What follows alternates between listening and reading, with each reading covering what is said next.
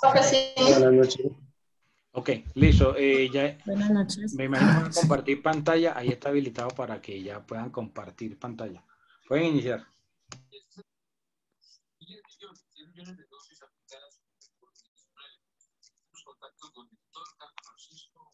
Eh, bueno, ¿la coloco yo? Porfa, Caro. Listo, espérame. Ya puedo compartir pantalla, ¿cierto? Sí, ya puedes.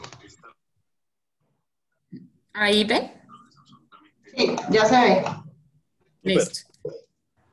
Listo, entonces a nosotros nos tocó el contrato de mutuo en pues nuestro grupo es el grupo número 3. Nuestros participantes en este caso es Rubén Darío Ruiz, Lice Andrea Vargas, Kevin Arturo Rojas Forero, María Jimena Herrera, John Edison Lisandro Pineda, Karen Vanessa González, Jorge Eduardo Giraldo, Juan Carlos Gómez, Viviana Alejandra Díaz, Viviana Carolina Daza Campo, Daily Angélica Moncada, Laura Maritza Bustos, Juan Pablo González, Rafael Mauricio y pues en este momento las que les habla Carolina Ruge.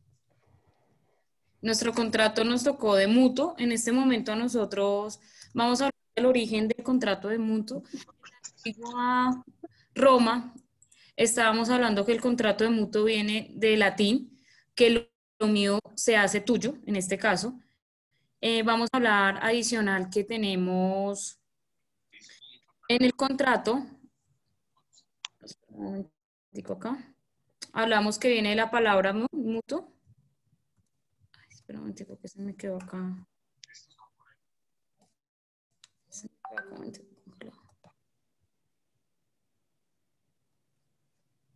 Entonces, hablamos que el contrato viene de unos... viene... Caro, por favor, no, amplía las diapositivas para que las vea y las va pasando con la flechita. listo.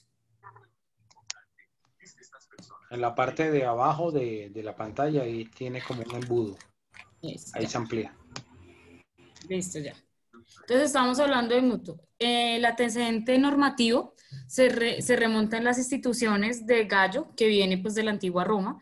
En este caso estamos hablando que el catalogado de las obligaciones que recaen sobre la propiedad mencionadas, el contratante obliga por la propiedad, por ejemplo, como un préstamo. En este caso estamos hablando del contrato de mutuo.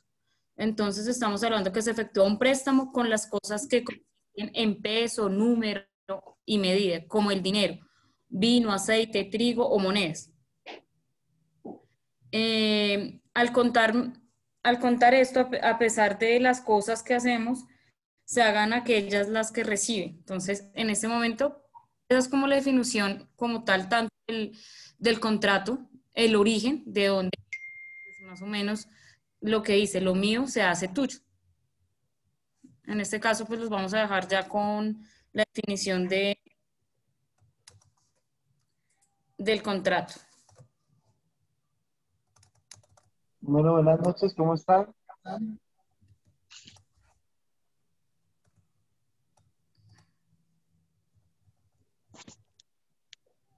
¿Ahí me escuchan bien?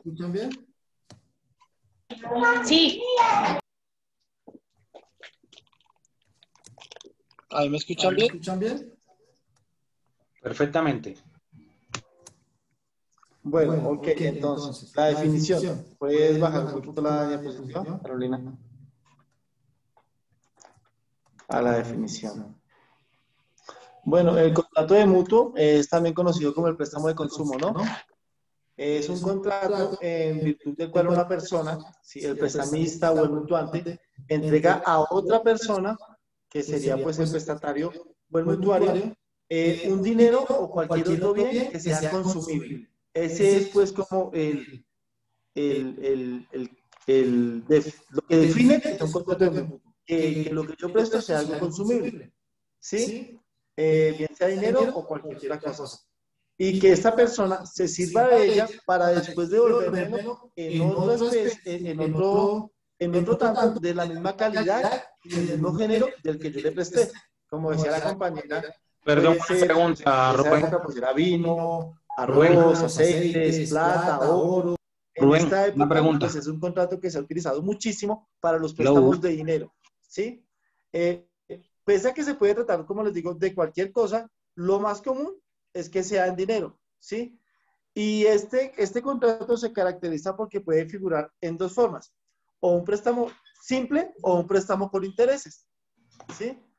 En el primero, en el simple, pues yo me obligo a devolver una cosa de la misma calidad, pero sin intereses. Ejemplo, volviendo al tema de Roma, si ellos prestaban 2, 3, 4 garrafas de aceite, esperaban que les volvieran 2, 3 o las 4 garrafas de aceite, no la misma garrafa que yo le presté, porque lo mío se hace tuyo, pero que me devuelvas otras de la misma calidad y especie de las que yo te presté. El contrato de mutuo es en la actualidad el contrato más usado por el sistema financiero nacional e internacional. Es lo más común para el tema de préstamos de dinero. Gracias. Las características. Buenas noches. Buenas Sí, noches. qué pena. Buenas noches, doctor y compañeros. Las características del contrato de mutuo. Es unilateral, ya que la obligación es solo para el mutuario, que es la de restituir las cosas fungibles que le prestaron por otras del mismo género y calidad. Aquí recalco que las cosas fungibles son aquellas que no pueden hacerse el uso conveniente a su naturaleza sin que se destruya. Un ejemplo, María le presta a José una botella de vino, entre otros se celebra un contrato de mutuo o préstamo de consumo. La obligación de José es devolver a María otra botella de vino. Otra característica del contrato de mutuo comercial, podemos destacar su carácter de unilateral, porque también las obligaciones recaen sobre el mutuario. En ese caso, si se trata de préstamo de una suma de dinero, por ejemplo, debe restituirlo y pagar los intereses correspondientes que se hayan pactado. Es bilateral cuando hay daño en la cosa o vicios ocultos, y porque ambas partes tienen derechos y obligaciones. Es real porque requiere de tradición para que se perfeccione, y la tradición transfiere el dominio. Esta característica pues habla en el sentido de que al ser la cosa que se presta fungible, pasa la propiedad al mutuario, el cual pues después de devolver, pero en una del mismo género y calidad, no es la misma cosa que se había prestado anteriormente. Así que es Kevin. Buenas noches. La ejecución instantánea es gratuita por su propia esencia, es decir, que el fiador puede acordar una remuneración por su papel. En los otros, pues está el oneroso, que significa adquirir algo bajo contraprestación, normalmente un precio, o que las partes que han pactado tendrán obligaciones a dar algo a cambio. El nominado, que es aquel contrato que se encuentra previsto y regulado a la ley.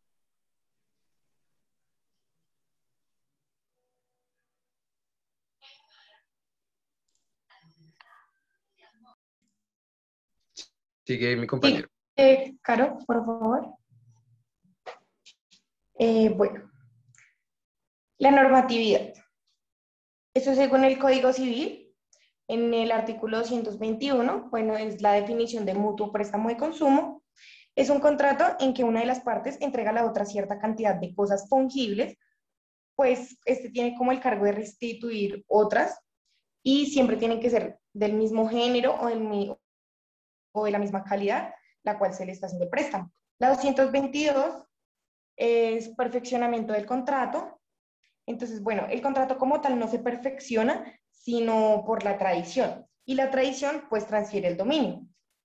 El artículo 2223, préstamos cosas fungibles distintas a dinero.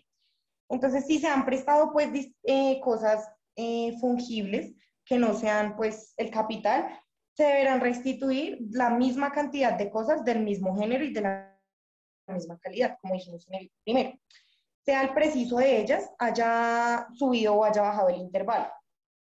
Y si esto no fuera posible y no lo exige el acreedor, podrá el mutuario pagar lo que valga en el tiempo y en el lugar pues que ha debido hacerse el pago. En el 2224, el préstamo de dinero es que si se ha prestado dinero, solo se debe la suma pues numérica que ya está, que pues se debe enunciar en el contrato, y podrá darse una clase de moneda pues por otro. Aún a pesar del mutuante, siempre que las dos sumas se ajusten a la relación establecida. Bueno, por ley, entre las dos clases de moneda, pues por el mutuante no será obligada a recibir en plata o pues cobre como tal, sino hasta el límite que las leyes pues hayan fijado. Y bueno, eso es todo. El 2225, pues mi compañero les va a explicar. Buenas noches, compañeros. En el artículo 225 nos fija el término para el pago. Si no se hubiera fijado el término para el pago, no habrá derecho a exigirlo entre los 10 días subsiguientes a la entrega. Eso quiere decir que tenemos los 10 días. Después de los 10 días ya no podemos exigir como tal nuestros derechos. La definición de subsiguiente, que sigue a otro de forma inmediata. Seguimos con el artículo 226 del Código Civil, nos define el término para el pago fijado judicialmente. Si se hubiera pactado que el mutuario pague cuando sea posible, podrá el juez, atendida a las circunstancias, fijar un término. Y el juez se vuelve autónomo. Y como ya sabíamos que mutuario es el que recibe el dinero o bienes fungidos y se obliga a devolver otra suma igual. En nuestro artículo 227 le encontramos mutuo de cosa ajena. Si hubiere prestado el que no tenía derecho de enajenar, se podrá reivindicar las especies mientras conste de su identidad. Desapareciendo la identidad en que las recibió de mala fe, será obligado al pago inmediato, con el máximo de los intereses que la ley lo permite estipular, pero el mutuario de buena fe solo será obligado al pago con los intereses estipulados y después del término concedido en el artículo 225, término para el pago. En nuestro artículo 228 del Código Civil, responsabilidad por mala calidad o vicios ocultos del objeto mutuo.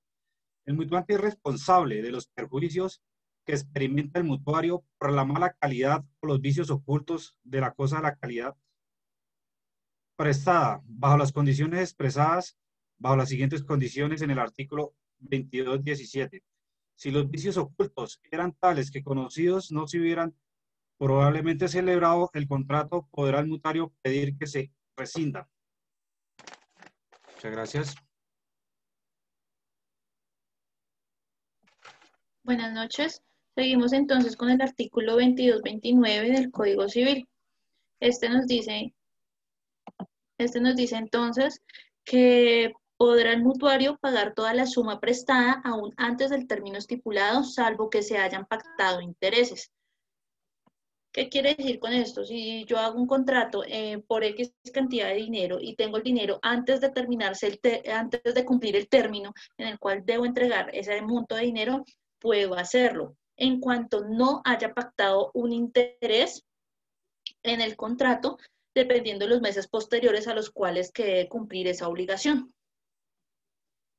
En el 2230 nos habla de se puede estipular intereses en dinero o cosas fungibles.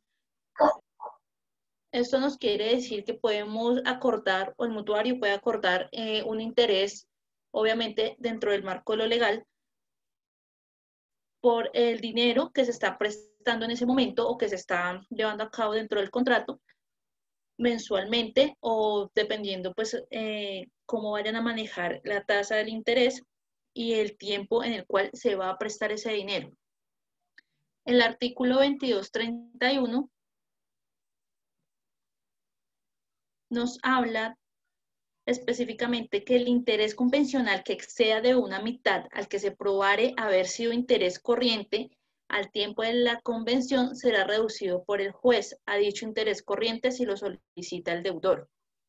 Eso quiere decir que dentro del marco legal tenemos un porcentaje para cobrar los intereses y no podemos excedernos de este porcentaje para cobrar dicho interés, o si no, esto puede ser directamente disminuido ante el juez. Y por último, el artículo 2232, Si en la convención se estipulan intereses sin expresarse la cuota, se entenderán fijados los intereses legales. Esto nos da en el artículo 2232 que si nosotros el mutante y el mutuario en este caso, dentro del contrato, no se estipulan los intereses sin expresarse la cuota, la cantidad de la cuota, se tendrá por entendido que ya van directamente agregados a esta. Muchas gracias. Buenas noches, profesor. Buenas noches, compañeros. Yo voy a hablarles sobre el artículo 2233, que son los pagos de intereses no estipulados. Si se han pagado intereses, aunque no estipulados, no podrán repetirse ni imputarse al capital. ¿Qué quiere decir esto? Que si en el contrato de mutuo no se estipuló intereses, nos remitimos al artículo 2232, que este nos indica que los intereses se entenderán en un 6% anual. Es decir, se compensa a un 0,5 mensual. Sin embargo, el mutuario queda en libertad de pagar el porcentaje que él estime conveniente, pero que él mismo no exceda el límite de usura, pero tiene esa libertad de manejarse entre esos niveles de porcentaje de pago de interés. El artículo 2234 nos habla de la presunción del pago de intereses.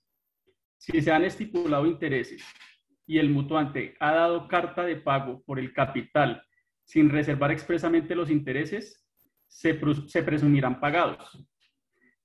Esta carta de pago, ¿qué es? Es lo que nosotros conocemos comúnmente como el paz y salvo. Si el mutuante hace entrega al mutuario de dicha carta de pago sin hacer mención a los intereses, estos se dan como pagos. Así las cosas, en ese momento cesa ya la obligación entre estas partes. Y esos intereses nunca podrán ser cobrados o podrán ser pedidos que se acumulen a capitales. El artículo 2235, que nos habla de la prohibición de intereses de interés. Esto nos hace referencia a lo que se conoce como el anatocismo, que es la prohibición de acumular intereses sobre intereses. Es decir, los intereses se cobran solamente sobre el capital y no sobre los intereses.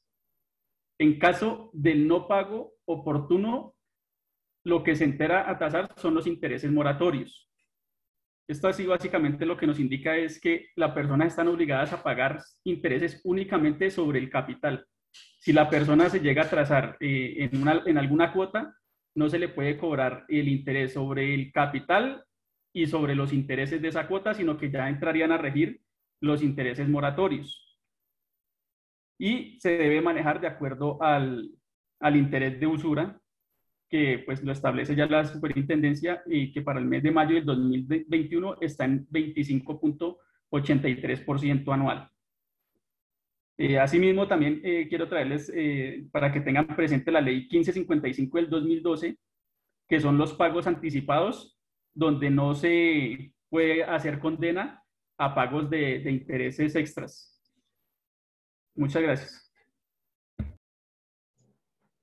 Gracias, compañero Juan Carlos. Entonces seguimos con los tipos de contrato de mutuo. Tenemos el contrato mutuo civil, que este tipo de contrato está regido por lo establecido en el Código Civil y resalta de los otros porque la cosa prestada no tiene un fin comercial. Por ejemplo, los clásicos préstamos de semillas que se hacen a los agricultores y los insumos que se prestan a restaurantes, que pueden entrar en la categoría de mutuo simple. Otro tipo de contrato mutuo es el mutuo mercantil. Este mutuo mercantil, al igual que el mutuo de carácter civil, es un préstamo de cosas para su consumo. Por lo general, el mutuo comercial se refiere a préstamos de dinero, aunque no exclusivamente, ¿no? Partes en el contrato de mutuo comercial, entonces tenemos que las partes que intervienen es el mutuario y el mutuante, que el mutuario es quien recibió el préstamo y el mutuante quien lo otorga, ¿no? Las características del mutuo comercial, el Código de Comercio establece que a menos que las partes establezcan lo contrario en el contrato, es obligación del mutuario pagar los intereses legales comerciales de la suma de dinero prestado, del valor de la cosa prestada. La diferencia entre el civil y el comercial es que el civil, lo que se presta no tiene nada que ver con términos comerciales, ¿no? No es para explotación comercial. Entonces, de esta parte de las características del mutuo comercial, también encontramos entre la normatividad el artículo 1163 del Código de Comercio, ¿no? Que dice que salvo pacto expreso en contrario, el mutuario deberá pagar al mutuante los intereses legales comerciales de las sumas de dinero o del valor de las cosas recibidas en mutuo.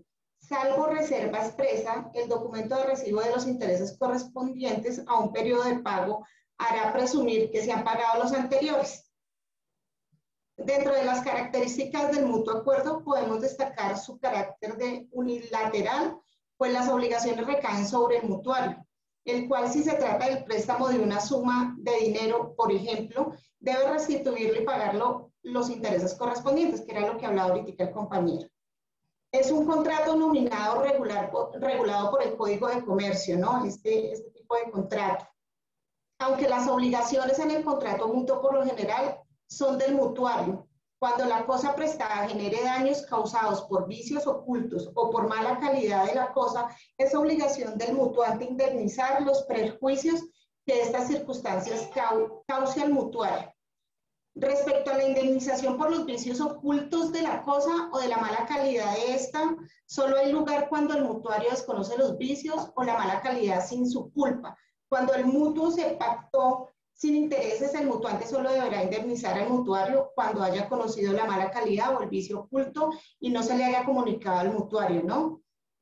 Entonces hay un perfeccionamiento del contrato del mutuo comercial, que se encuentra, ahí se me fue, en el artículo 2222 que lo leyó la compañera, donde dice que se perfecciona con la tradición de la cosa prestada, pues es así como se produce la transferencia de la propiedad de ella, del mutuante al mutuario, quien por tanto queda obligado a la restitución de otra del mismo género y calidad, restitución que solo se justifica stricto sensu en la medida en que previamente se hubiera producido una entrega con la anunciada finalidad. Sin embargo, no es acertado exigir la entrega real de la cosa en el mutuo como única o exclusiva manera de verificar la tradición, pues tan válida como aquella es la simbólica de gran usanza es en la esfera financiera, en donde el acto material de la misma se echa de menos, y no por ello en modo alguno por pretestarse la ausencia y eficacia de dicho contrato. Entonces, en razón al anterior, no se requiere que el contrato de mutuo comercial se realice por escrito, pues la ley no exige solemnidad alguna, ¿no? Y encontré algo interesante que yo no conocía y me parece importante pues traerlo a colación, que son las asociaciones mutuales, ¿no? Y dentro de esto dice que el decreto 1480 de 1989, norma mediante la cual se reglamentan las asociaciones mutuales, que establece que son personas jurídicas de derecho privado sin ánimo de lucro, constituidas libre y democráticamente por personas naturales inspiradas en la solidaridad con el objeto de brindarse ayuda recíproca frente a riesgos eventuales y satisfacer sus necesidades mediante la prestación de servicios de seguridad social. Como vemos, es muy específico su objeto social al punto del decreto 1480 de 1989. En su artículo 43 nos dice cuáles son las prestaciones mutuales. ¿Listo? Seguimos con los otros tipos. Muchas gracias.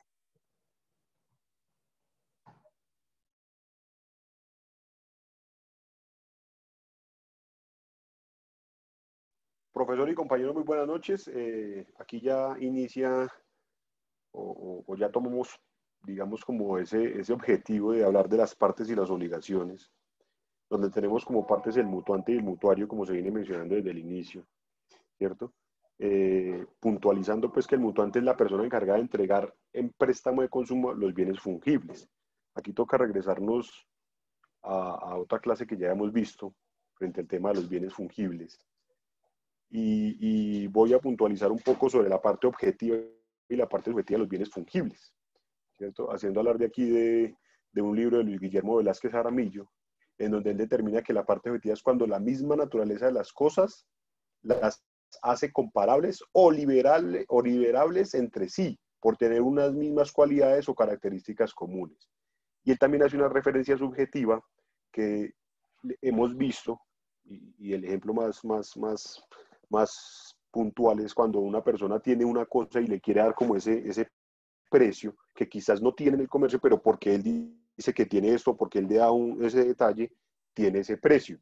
Y la subjetiva, y él lo determina de la siguiente manera: cuando el hombre, mediante un juicio de valor, equipara varias cosas con características diferentes que por razón de su uso o equivalencia económica desempeñan para él un mismo papel.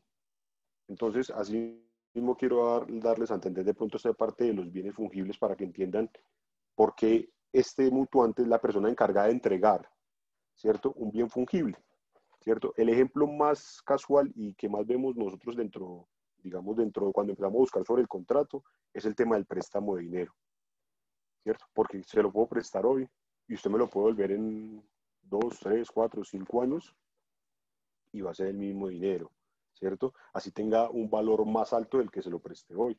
Y así yo también le empiezo a generar unos intereses, como también hay contratos donde se presta el dinero y se pactan unos intereses, como ya lo hemos mencionado a los compañeros anteriormente.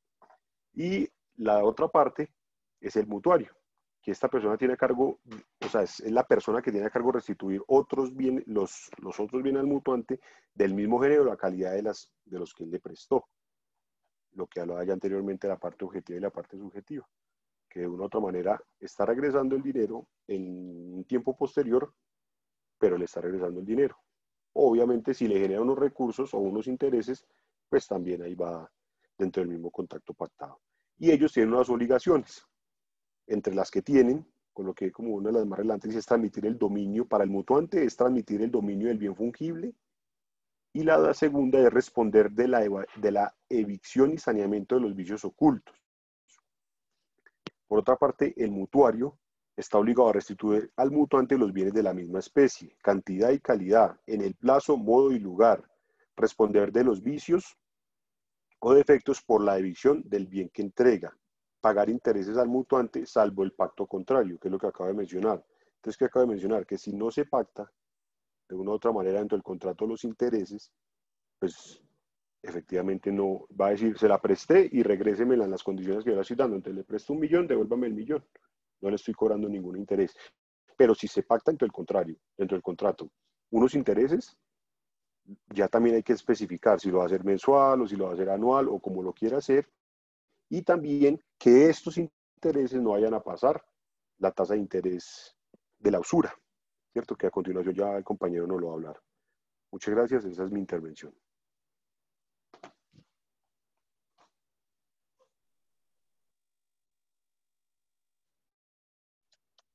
Claro, porfa, la siguiente diapositiva.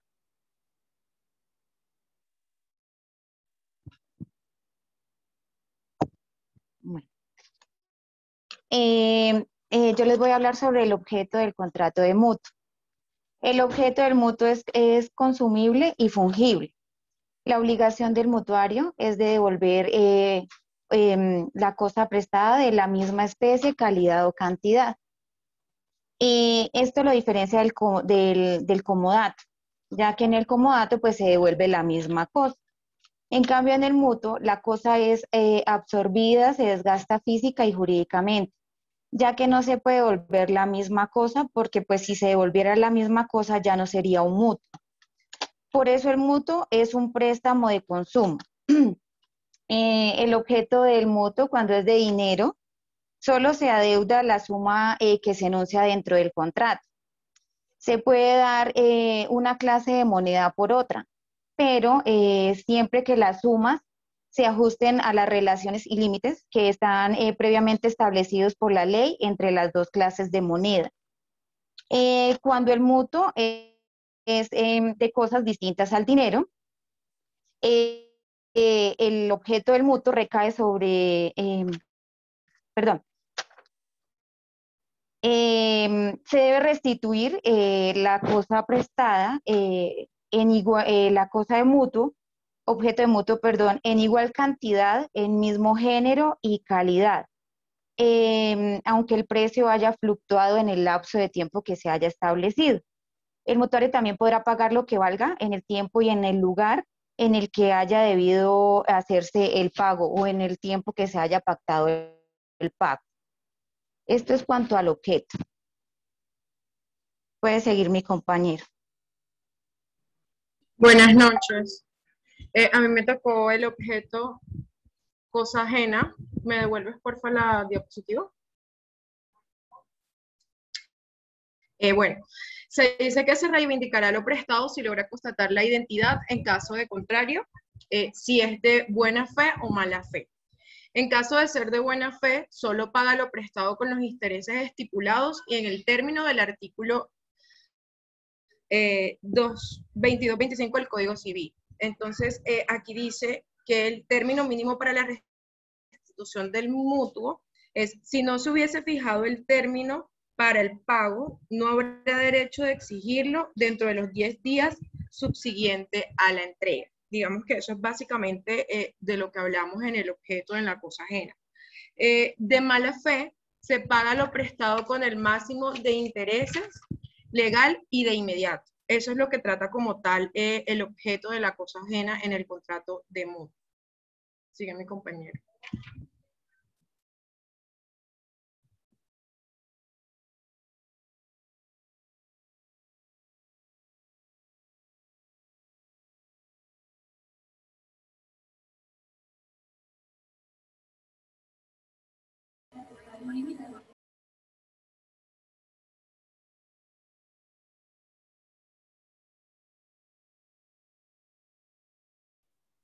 Juan Pablo. Buenas noches, compañeros. Buenas noches, profe. ¿Me puede pasar la otra diapositiva, por favor? Gracias. Pues el marco principal el normativo del mutuo lo podemos encontrar en el Código Civil desde el artículo 221 al 235 y en el Código de Comercio desde 1163 al 1169.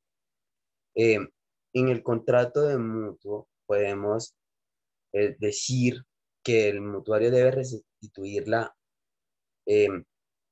cantidad o la misma cosa que se le entregó de acuerdo como lo estipula en el artículo 223 del Código Civil. Cuando no se puede devolver la cosa material, se puede pagar el valor de la cosa cuando el mutuo sea de dinero, siempre que no fuera posible de restituir la cosa o la restitución sea posible o notoriamente difícil. También podemos ver la responsabilidad del mutuo en caso del préstamo de cosa ajena con mala fe, se puede reivindicar la cosa a su dueño. Las obligaciones del mutuante. En este orden de ideas, en resumen, las obligaciones del mutuante es responder sobre la evicción, responder sobre los vicios, entregar la cosa y transferir el dominio de la cosa. En las obligaciones del mutuario debe responder por la evicción, responder de los vicios o defectos ocultos sobre la cosa de vuelta, restituir la cosa prestada y pagar los intereses pactados. También podemos decir que se puede pagar anticipadamente, pero en suma de dinero, si se llegara a pactar intereses, si se debe cancelar todos los pactados. O sea, ¿qué quiere decir esto? En la sentencia 252, esto se da para los préstamos para vivienda.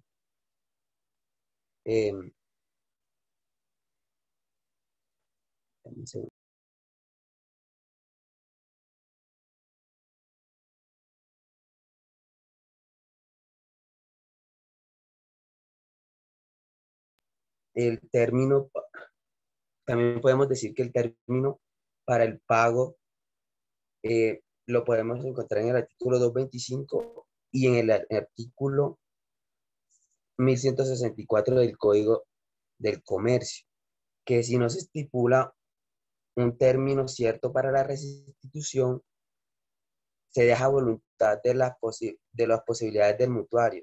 Se hará una fijación por parte de un juez competente. También en el artículo 1163 del Código de Comercio podemos ver la presunción y el pago de intereses, salvo el pacto expreso en el contrario, en el que el mutuario deberá pagar al mutuante los intereses legales comerciales de la suma de dinero de valor de las cosas recibidas en mutuo. En el artículo 1167 del Código de Comercio también podemos encontrar la indemnización por los vicios ocultos, donde el mutuante deberá indemnizar los daños por los vicios ocultos y la mala calidad de la cosa mutuada, si se ha ignorado o podido ignorar sin culpa.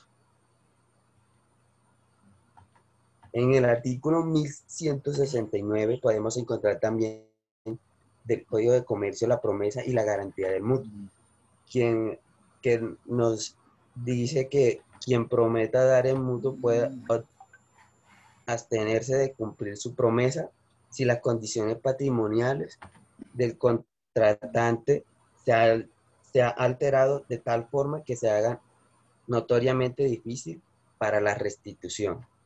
Gracias.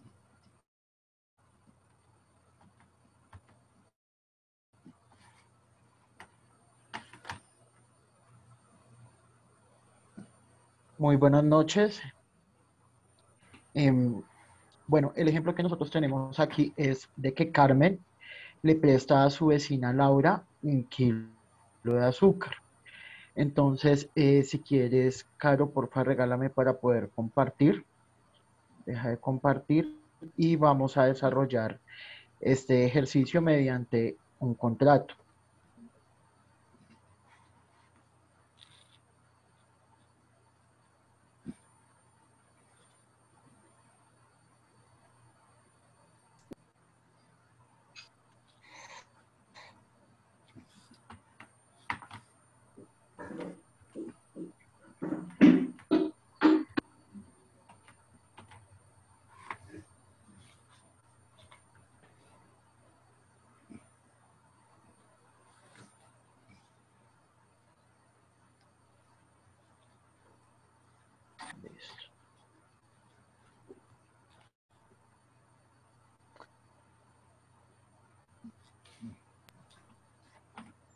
Entonces, ¿ya estamos viendo la pantalla?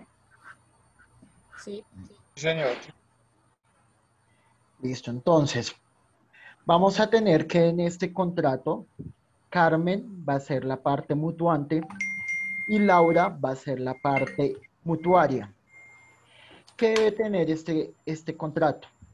Debe de tener, en declaración, debe tener que las dos tienen la intención de celebrar este contrato a voluntad propia y representándose a nombre propio. Se están juntando las dos partes, están en total capacidad legal y suficiente para celebrar este contrato y verificando su lugar de residencia. Ambas partes. Como lo venían diciendo los compañeros,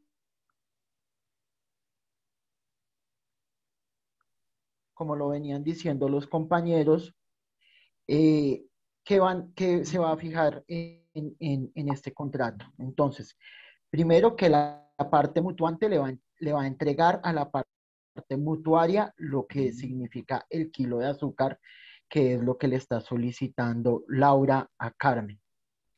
Un plazo para que la parte mutuaria le devuelva ese kilo de azúcar. La parte mutuaria o ambas partes fijan un plazo para cuándo se debe entregar ese kilo de azúcar y también se obliga a la parte mutuante el sitio donde se debe entregar ese lugar, que digamos en este caso como lo hicimos, sería el lugar de residencia. y se pondría una cláusula por si llega a haber un incumplimiento de que Laura no le llegue a cancelar o a devolver el kilo de azúcar a Carmen, pues de que va a incurrir en unos gastos o lo que vaya a incurrir Carmen para poder recuperar su kilo de azúcar. Es importante también señalar en la fecha en la que se firma el contrato. ¿Por qué? Porque desde esa fecha se empieza a correr el término que ellos hayan pactado o al momento que le haya entregado el kilo de azúcar. En este momento vamos a ver un video con otro ejemplo que nos van a describir y entonces ya voy a compartir el video.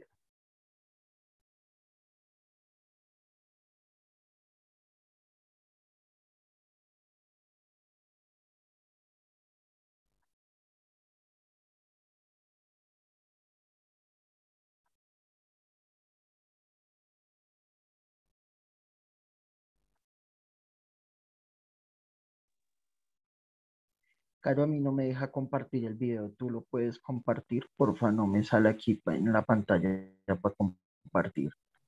Déjame ya.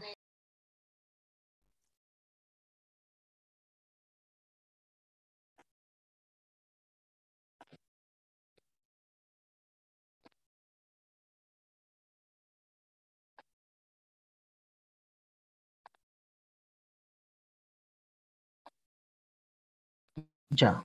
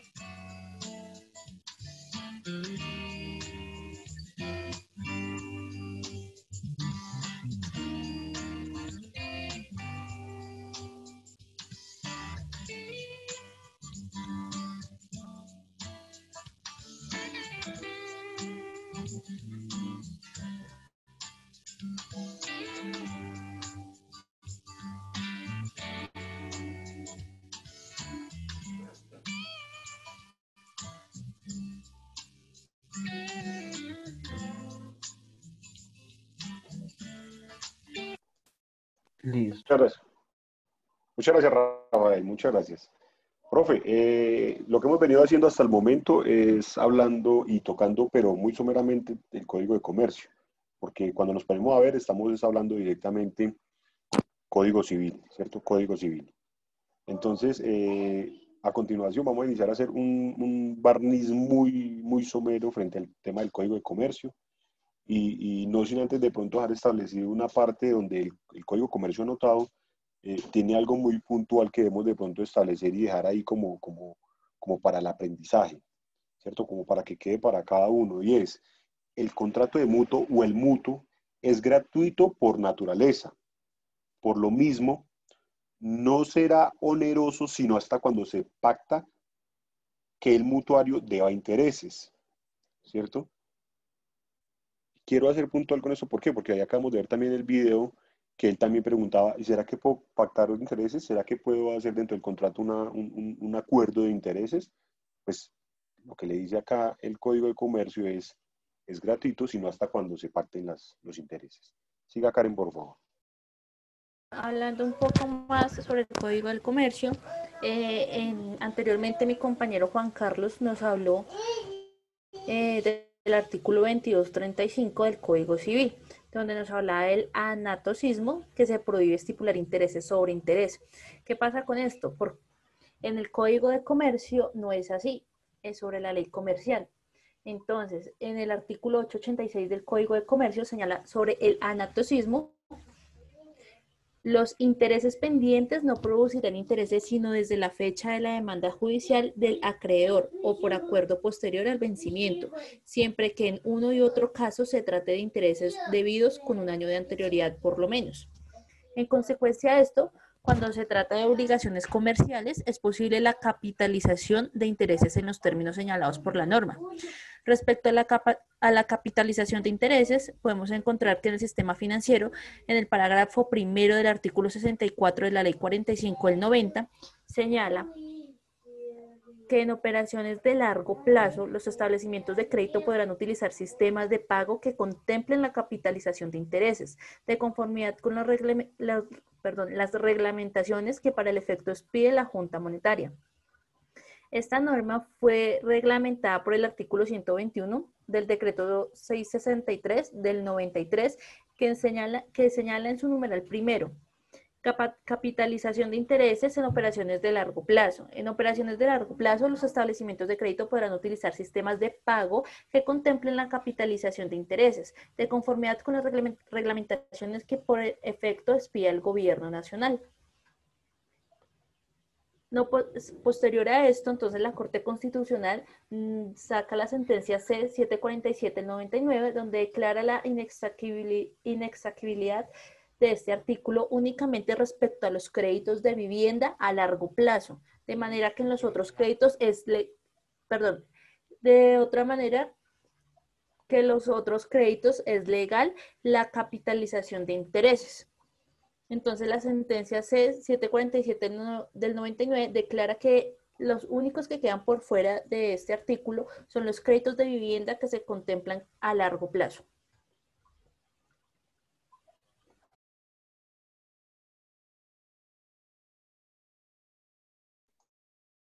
Siga, compañero.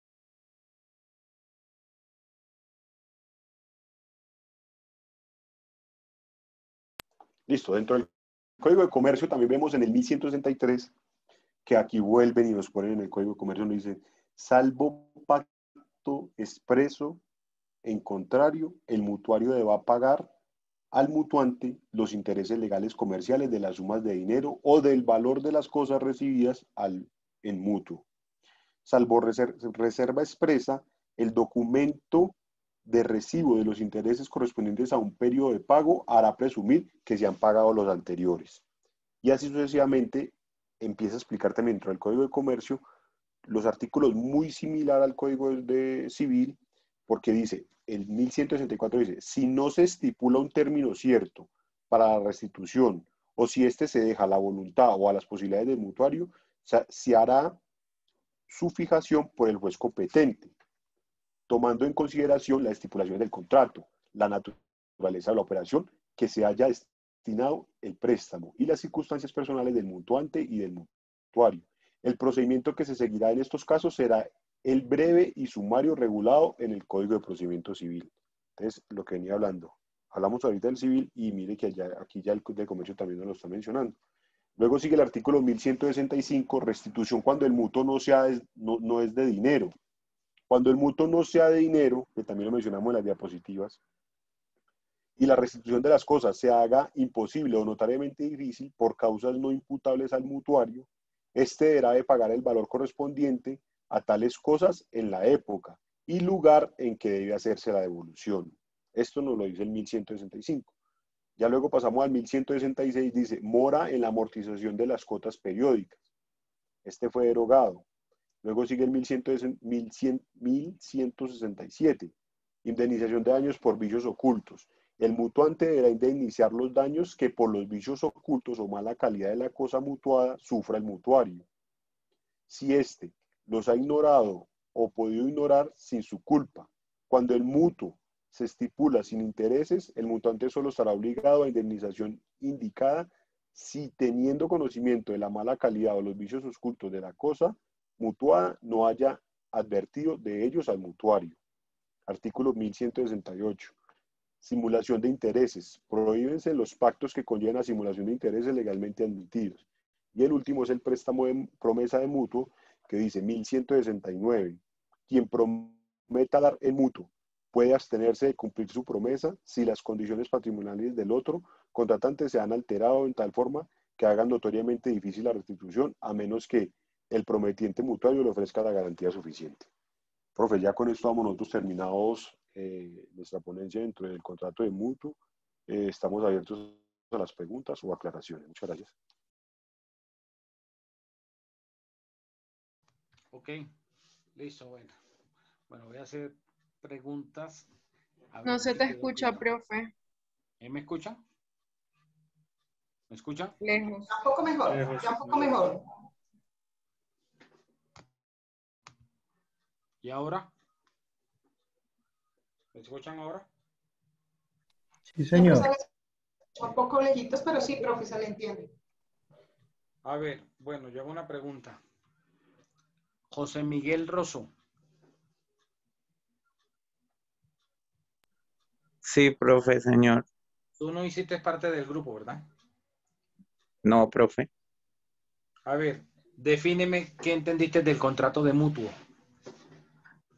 Pues lo que entendí es que es un contrato que pues básicamente es como de préstamo, donde pues uno tiene que devolver la misma cantidad de cosas del mismo género y pues con las mismas cualidades básicamente en las que a uno se los prestaron.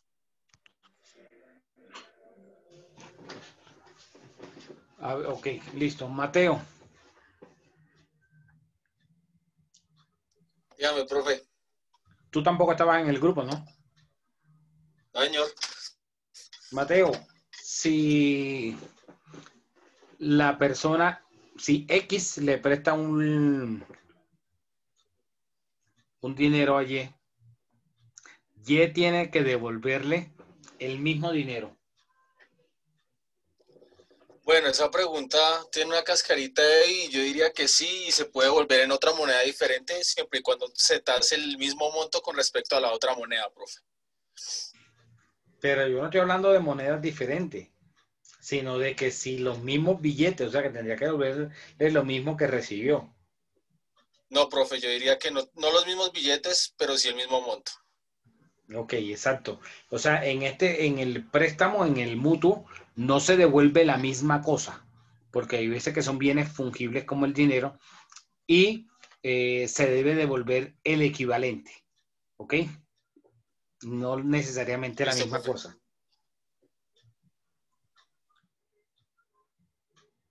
No sé si ustedes han visto a veces, bueno, allá en la calle 16 con octava, en el centro, entre carrera octava y novena, que es la zona donde se consiguen los libros. Entonces, por ejemplo, Mateo llegaba a comprar el Código Civil. Entonces llegaba al establecimiento de comercio Librería A y preguntaba por el Código de Comercio. Entonces Pues el del establecimiento no lo tenía, pero no iba a dejar perder la venta. ¿Qué le dice? Ya se lo traigo. Y se va al establecimiento B y le dice al del establecimiento B, oiga, présteme un código civil que tengo que venderlo. Entonces, al prestarle el del establecimiento B el libro, al del establecimiento A, entre ellos se generaría un contrato de mutua. ¿Ok? O sea que si del establecimiento A vendió el libro, pues no hay problema. Entonces puede devolverle otro equivalente. Puede devolverle, por ejemplo, un código que sea equivalente en el precio. Podría ser el código de comercio. Entonces devolverle el código que le prestó, entregándole el código de comercio. O entregándole el equivalente en dinero. ¿Sí? Cualquiera de las dos alternativas. Álvaro Cuesta.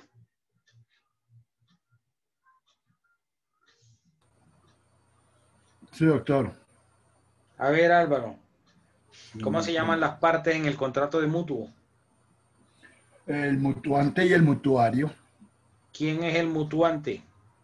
El mutuante es aquel que se obliga a transferir la propiedad. Y el otro, pues, es quien la recibe, el mutuario. Ok.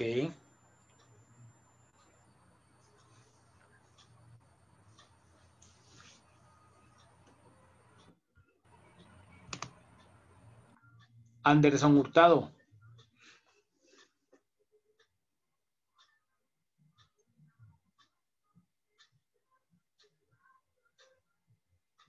Anderson Hurtado. ¿Estás por ahí?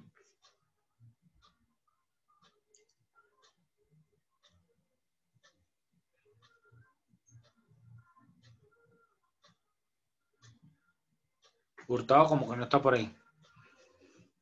A ver, Andrés Alonso.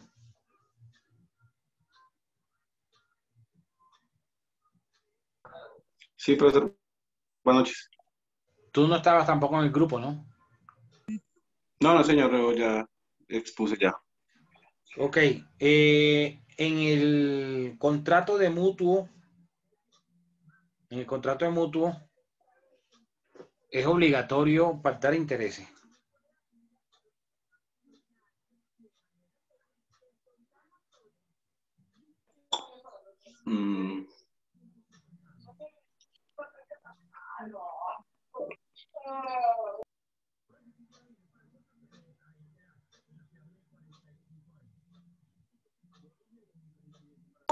Sí, profe, claro que sí. Hay que pactar un interés.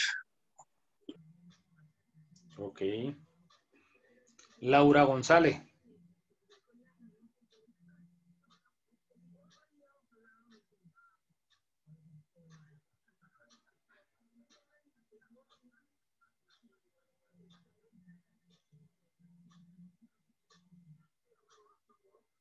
Laura González.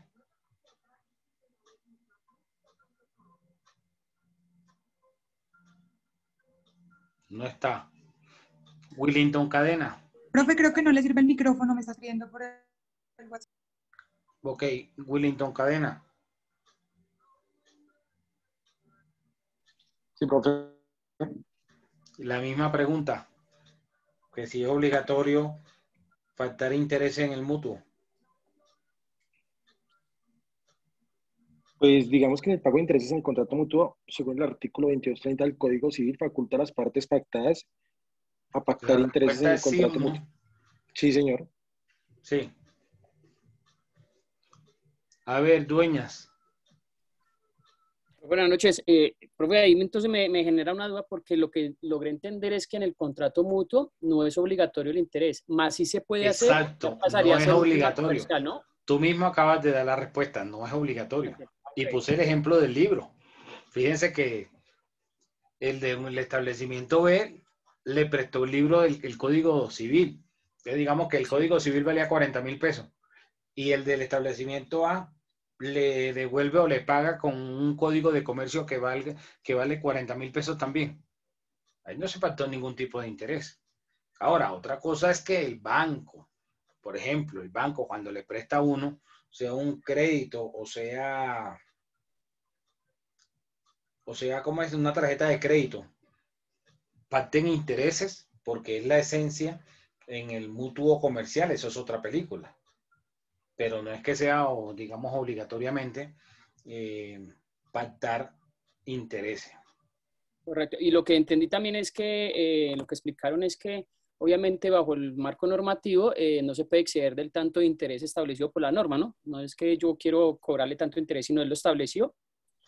Y referían algo, creo que, no me acuerdo si era el 6 anual, algo, 6% anual, creo que era algo así, referido pues en la cantidad de meses, ¿no? Bueno, en cuanto a los intereses, aclaro lo siguiente. Hay 3 tipos de intereses. Los intereses legales. ¿Cuáles son los intereses legales? Los que están establecidos en el artículo 1617 del Código Civil.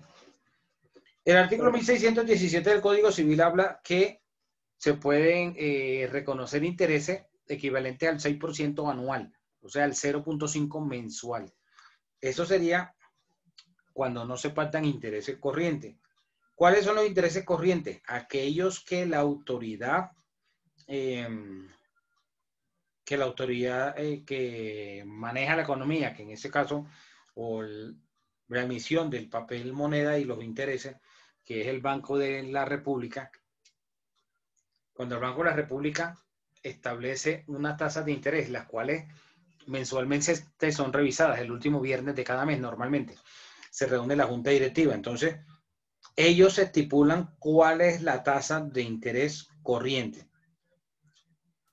Pero la norma habla del interés moratorio. Y el interés moratorio es 1 vez y media la tasa de interés corriente. Por ejemplo, si la tasa de interés corriente que establece el Banco de la República como autoridad monetaria y que lo certifica la Superintendencia Financiera, establece que el interés corriente es el 2.4, entonces el interés moratorio sería ese 2.4 aumentado en la mitad. ¿Cuál es la mitad de 2.4? 1.2.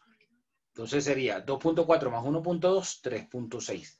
Esa sería el interés moratorio. Entonces hay esos 3 tipos de intereses. Profe, una pregunta. No se pueden establecer, no se pueden establecer cobros de intereses, de 2 tipos de intereses al tiempo, o cobrar intereses sobre intereses, porque esa figura se llama anatocismo y está prohibido tanto por el Código Civil como por el Código de Comercio. Entonces, una cosa es establecer, por ejemplo, en un periodo de tiempo, establecer intereses corrientes y después, a partir del vencimiento de esa obligación, empezar a cobrar intereses moratorios hasta el día que se pague la obligación. Entonces, ahí esos 2 tipos de intereses serían en momentos diferentes. Se causarían en épocas diferentes y no habría problema. Las entidades financieras, ¿qué hacen normalmente? Las entidades financieras lo que hacen es que le dicen a la persona que mejore su flujo de caja y le ofrecen entonces hacer una refinanciación o reestructuración de la obligación y terminan los intereses capitalizándoselo para que haya una novación de la obligación. Por ejemplo, debía 5.000 de capital y lleva 1.000 adicionales de intereses. Entonces, juntemos todo y ahora la deuda sean 6.000, ¿sí? Eso sí se puede y eso sería una novación, o sea, convertir una obligación en otra, modificarla. Acuérdense que esa es una de las formas de extinción de las obligaciones. Profe, y en el caso de, bueno, eso entiendo la parte nacional, ¿y funciona de igual manera con cuando se hacen operaciones extranjeras? Digamos, el Banco de la República también es quien lo pacta, ¿o eso cómo funciona? No, depende. Si tú vas y recibes un crédito en un banco, en el Bank of America, por ejemplo, o en el Wells Fargo, en Estados Unidos, entonces te van a aplicar las tasas de la Fed, de la Reserva Federal, las tasas del Banco Central de ese país, ¿sí? Que la Reserva Federal, o sea, si ustedes miran por ahí un billete de dólar, dice que la Reserva Federal, así como dicen los billetes de nosotros, Banco de la República. Entonces, ellos establecen igual las políticas monetarias, las tasas de interés. Normalmente las tasas de interés en Estados Unidos son más bajas que acá. Cuando arrancó la pandemia hace 1 año y pico, ellos bajaron sus tasas de interés casi a 0. Cosa que aquí nunca ha pasado y no creo que pase. Pero me imagino que en esa transacción, profe, uno paga un interés también por convertir la moneda acá o no, o normal, ya está establecido. La cuestión es que a ti te afecta después para el pago de tu obligación el valor de la tasa de cambio. Por ejemplo, ahorita está sobre 3.700, está por encima de 3.700. Entonces, a medida que suba el dólar, que el peso se devalúe, entonces terminas pagando más. Pero no porque acá se te cobre nada. Cabe resaltar, profe, que la Reserva Federal es un banco privado, ¿no? Realmente no pertenece a los americanos, sino es un banco privado. Pero opera como el Banco Central. Algo así como el Banco de la República con independencia. Exacto. Jimmy. Iba a preguntar algo, Jimmy. Sí, señor. Profesor, yo tengo una pregunta. ¿Por qué en algunas cláusulas de algunos contratos dice que el interés de mora será igual al interés de referencia o refinanciación semestral? O sea, el 1 de enero de cada semestre correspondiente al año y el 1 de junio del segundo semestre del año correspondiente. Julio será. ¿Eso está bien? Sí, claro, las partes, tú sabes, el pacta sunt servanda, el principio de que el contrato es ley para las partes.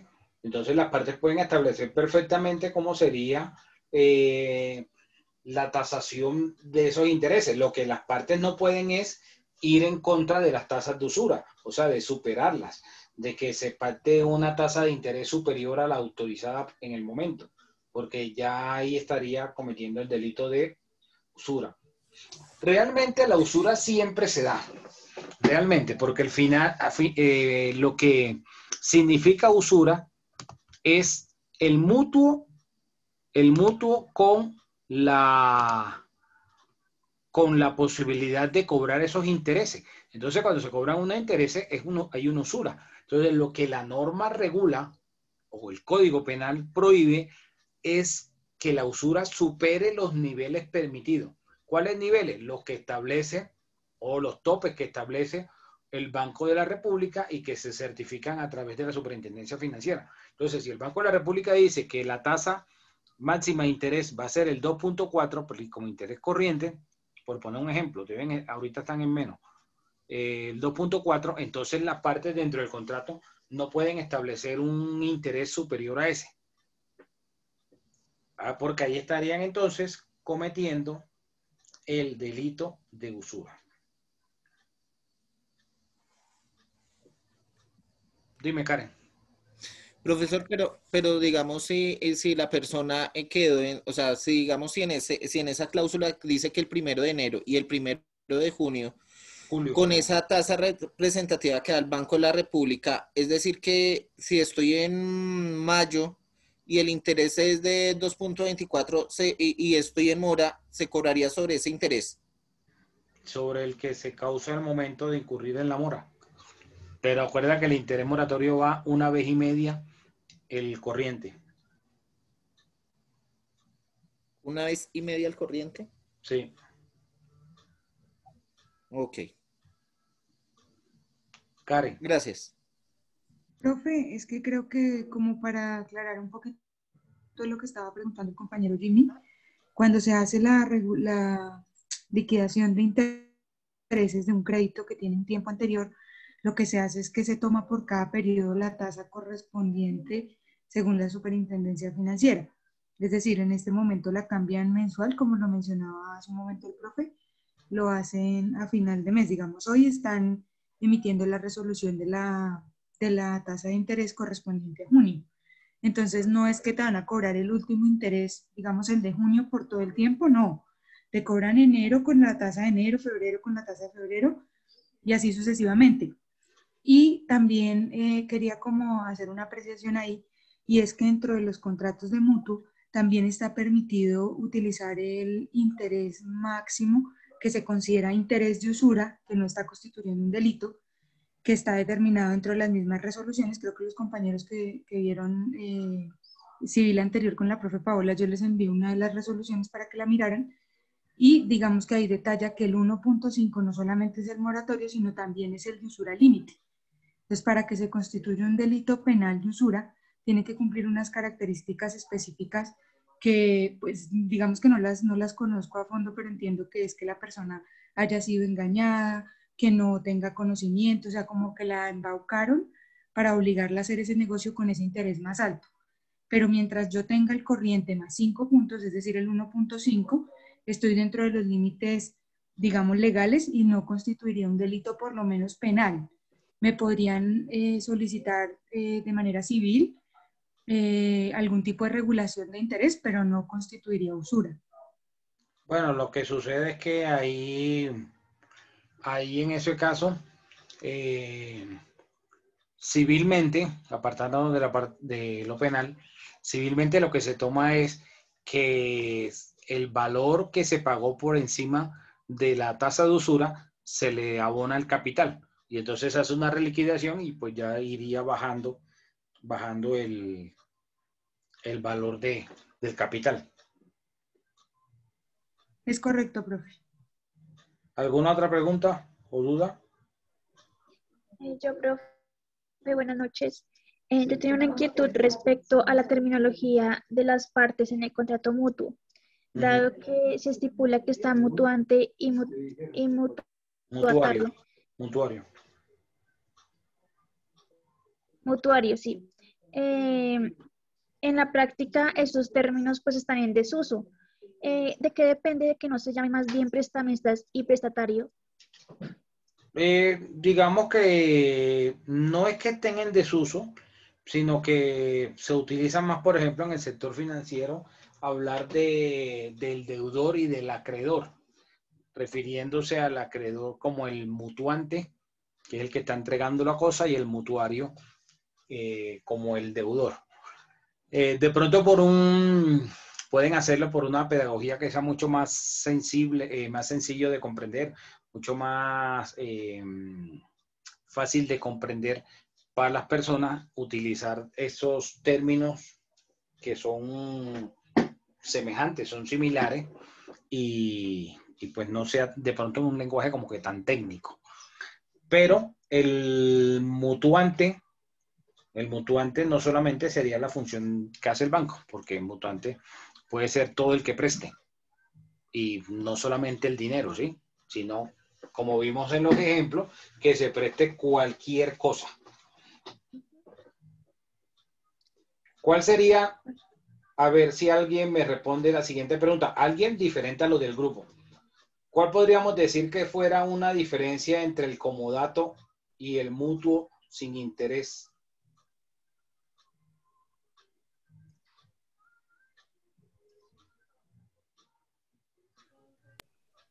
Las Profe, lo que usted especificaciones explicaba de la la vez pasada cosa, sobre profe. el equipo de Claro y eso. ¿La qué? Las especificaciones del bien. ¿Qué más? La indemnización, profe. Que en el comodato tiene que devolver el mismo bien y... Exacto, esa es la clave, muy bien. Carolina, más 02 para el viejo Nico.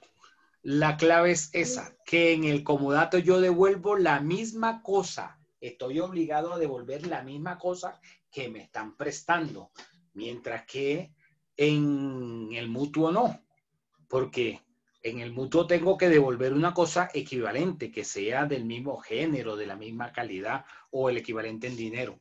Esa es la diferencia para determinar cuándo estamos frente a un comodato y cuándo estamos frente al mutuo. ¿Ok?